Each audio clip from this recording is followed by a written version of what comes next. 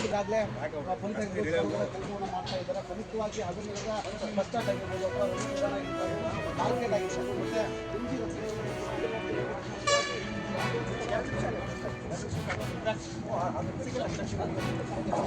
ಈ ಕಡೆ ಬರ್ರಿ, ಈ ಕಡೆ ಬರ್ರಿ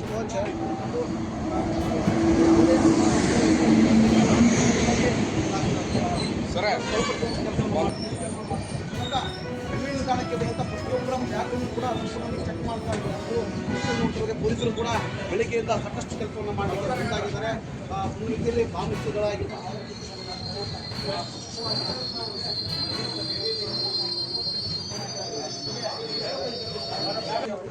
ಯಾವುದೇ ರೀತಿ ಸಂಪೂರ್ಣವಾಗಿ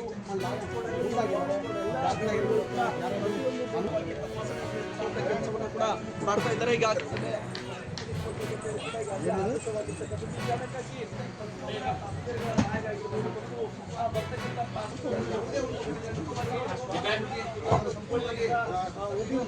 ಹೀಗಾಗಿ ಸಂಪೂರ್ಣವಾಗಿ ಕೆಲಸ ಮಾಡಲಿಕ್ಕೆ ಮುಂದಾಗಿದೆ. ಒಂದು ರೀತಿಯಲ್ಲಿ ಕಾಂಗ್ರೆಸ್ಗಳ ಸಂಪೂರ್ಣವಾಗಿ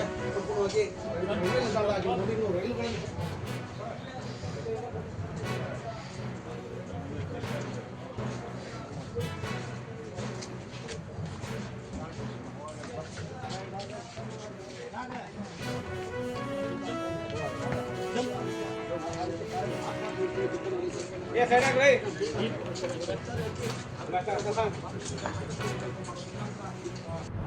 ವ್ಯತ್ಯಾಸ ಅಂದ್ರೆ ಏನ್ ಸರ್?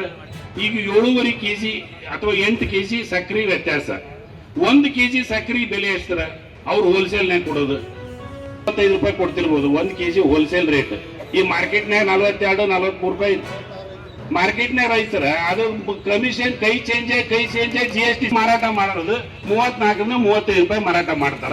ಈ 1 kg ನಮ್ಗೆ ನಮ್ ಕಬ್ಬು ಅವ್ರ ರಿಕವರಿ ಪ್ರಕಾರ 9.4 ಐತಿ ಅಂದ್ರೆ 35 ರೂಪಾಯಿ ರೇಟ್ ನಿಂತೆ 8.5 kg ಎಷ್ಟು ಆಕೈತಿ ಅಷ್ಟು ರೇಟ್ ನಮ್ಗೆ ಕಮ್ಮಿ ಕೊಡ್ಲಿ.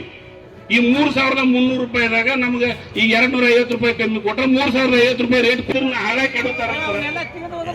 ಅಲ್ಲ, ಒಂದು ಟನ್ ಕಬ್ಬಿಗೆ 7 kg ಸಕ್ಕರೆ ಕಮ್ಮಿ ಬರ್ತೈತಿ, 8 kg ಸಕ್ಕರೆ ಕಮ್ಮಿ ಬರ್ತೈತಿ. 8 kg ಸಕ್ಕರೆಗೆ 250 ರೂಪಾಯಿ ಹಾಕೈತಿ ಸರ್. 270 ರೂಪಾಯಿ ನಮ್ಗೆ ಅಲ್ಲಿ ಅವ್ರ ಕೈಗಿಂತ ಕಮ್ಮಿ ಕೊಡ್ಲಿ ಸರ್.